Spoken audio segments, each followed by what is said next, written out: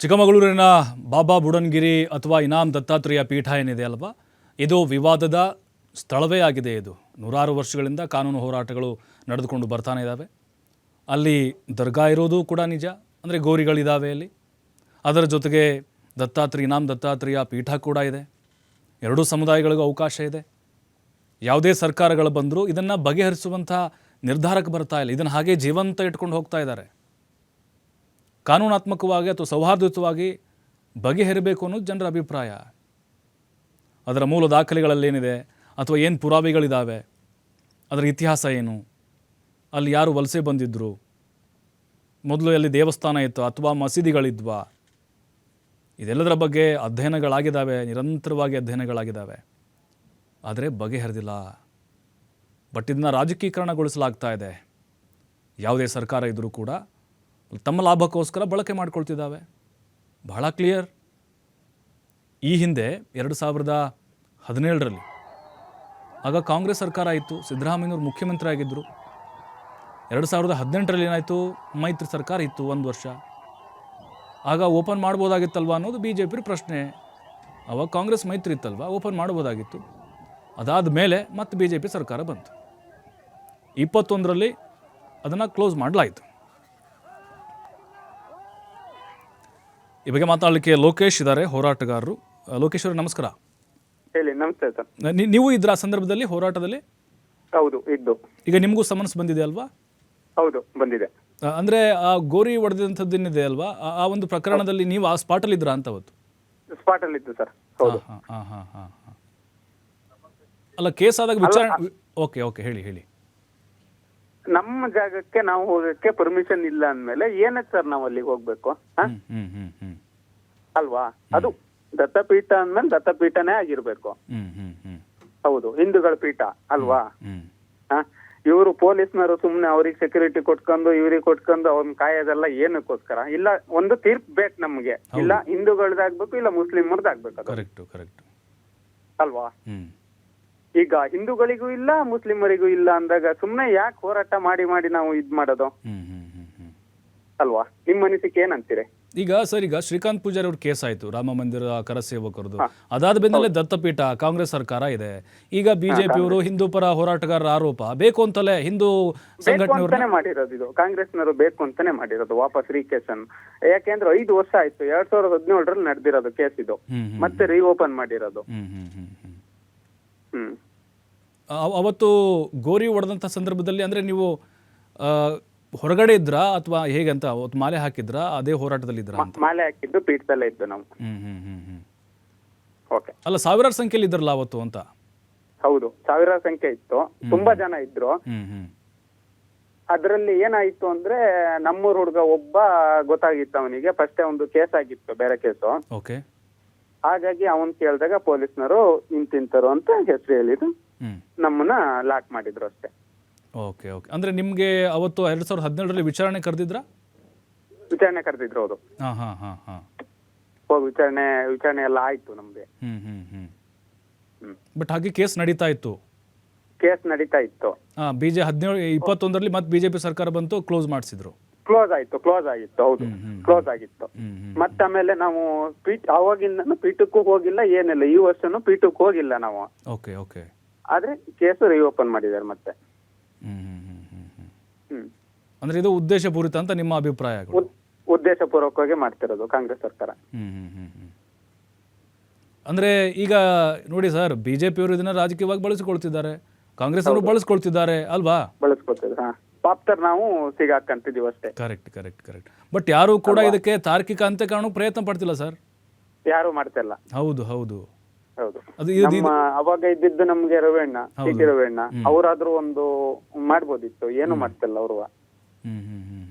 ಅದನ್ನ ಜೀವಂತ ಇಡ್ಬೇಕನ್ನೋದೇ ಈ ಪಕ್ಷಗಳ ಒಂದು ನಿರ್ಧಾರ ಆದಂಗೆ ಆಗ್ಬಿಟ್ಟಿದೆ ಸರ್. ಆಗ್ಬಿಟ್ಟಿದೆ. ಹೌದು. ಈಗ ನೋಡಿ, ಹಳೆ ಕೇಸ್ಗಳನ್ನ ರಿಓಪನ್ ಮಾಡಿದ್ರೆ ಈಗ ಸಹಜವಾಗಿ ನಿಮಗೆ ಕುಟುಂಬ, ಈಗ ನೋಡಿ ಶ್ರೀಕಾಂತ್ ಪೂಜಾರಿ ಕುಟುಂಬ ಎಷ್ಟು ನೋವು ಪಡ್ತಾ ಇದೆ ಅಂತ ಹೇಳಿ. ಆ ಕೇಸು ನಿಮ್ಗೆ ನೆನಪೇ ಇರೋದಿಲ್ಲ, ಏನಾಗಿರುತ್ತೋ ಏನೋ ಅಂತ ಹೇಳಿ. ಹೌದು. ಈಗ 8ನೇ ತಾರೀಕು ಅಲ್ವಾ ವಿಚಾರಣೆ ಕರೆದಿದ್ದು? ಹೌದು, 8ಕ್ಕೆ ಸೋಮವಾರ. ಅಂದ್ರೆ ಇದರ ಕಾನೂನು ಹೋರಾಟ ಹೇಗಿರುತ್ತೆ ತಮ್ಮದು? ಹಾ? ಕಾನೂನು ಹೋರಾಟ ಕಾನೂನು ಹೋರಾಟ ಹೇಗಿರುತ್ತೆ ತಮ್ಮದು? ನಾವು ಯಾವಾಗ್ಲೂ ಚೆನ್ನಾಗಿದೆ, ತೊಂದರೆ ಇಲ್ಲ. ಹ್ಮ್ ಹ್ಮ್ ಹ್ಮ್ ಹ್ಮ್ ಹಾ.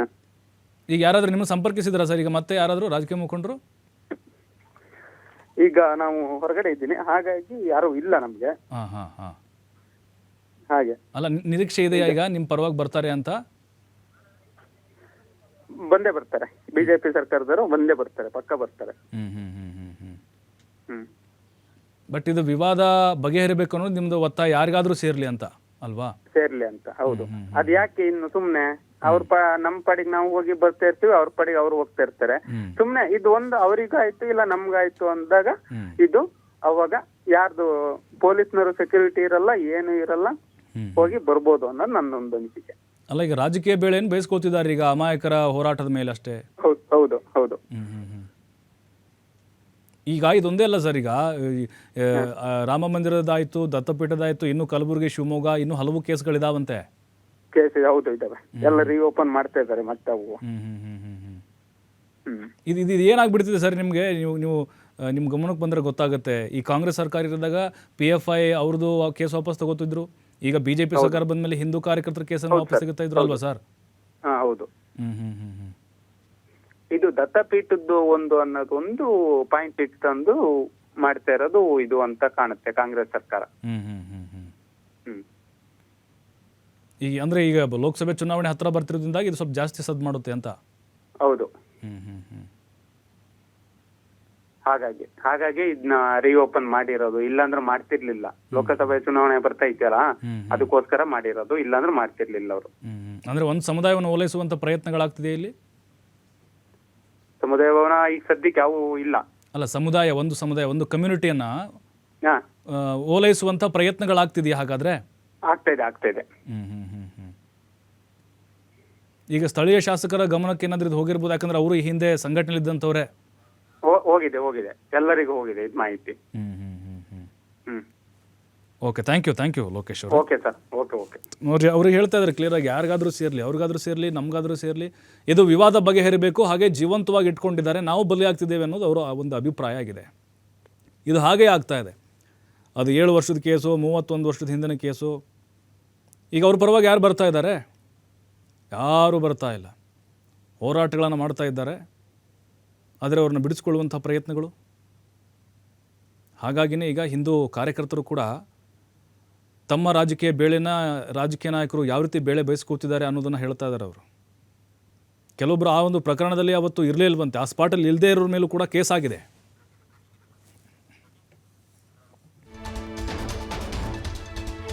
ಚಿಕ್ಕಮಗಳೂರಿನ ದತ್ತಪೀಠದ ಹೋರಾಟದ ಕೇಸ್ ಈಗ ರಿಓಪನ್ ಆಗಿದೆ ಅಲ್ವಾ? ಹಿಂದೂ ಪರ ಸಂಘಟನೆ ಕಾರ್ಯಕರ್ತರ ಪರ ವಕೀಲರು ಪ್ರತಿಕ್ರಿಯೆ ಕೊಟ್ಟಿದ್ದಾರೆ. ಈಗ ಅಂದರೆ ಕಾನೂನಾತ್ಮಕ ಹೋರಾಟ ಹೇಗಿರುತ್ತೆ? ಡಿಸೆಂಬರ್ 3, 2017ರಂದು ದತ್ತಪೀಠದ ನಿಷೇಧಿತ ಪ್ರದೇಶದಲ್ಲಿ ಈ ಘಟನೆ ನಡೆದಿತ್ತು. ಅಂದರೆ ನಿಷೇಧಿತ ವಲಯ ಆಗಿತ್ತು. 14 ಜನರು ಭಗವಾ ಧ್ವಜ ಹಾರಿಸಿದ್ರು. ಆ ಸಂದರ್ಭದಲ್ಲಿ 14 ಜನರು ಅಂದರೆ ಆ ಒಂದು ತಂತಿ ಬೇಲನ್ನು ಹಾಕಿದ್ದಾರೆ, ಅಲ್ಲಿ ಯಾರು ಹೋಗಬಾರ್ದು ಅಂತ.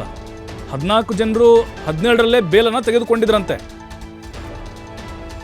ಈ ಪ್ರಕರಣದಲ್ಲಿ ಪೊಲೀಸರು ಚಾರ್ಜ್ ಶೀಟ್ ಸಲ್ಲಿಕೆ ಮಾಡಿರಲಿಲ್ಲ. ಅಂದರೆ ಈಗ ಹಿಂದೂ ಕಾರ್ಯಕರ್ತರ ಪರ ವಕೀಲ ಸುಧಾಕರ್ ಅವರ ಒಂದು ಪ್ರತಿಕ್ರಿಯೆ ಇದು. ಸರ್ಕಾರದ ಬದಲಾದ ಬಳಿಕ ಚಾರ್ಜ್ ಶೀಟ್ ಸಲ್ಲಿಕೆ ಮಾಡಿದ್ದಾರೆ.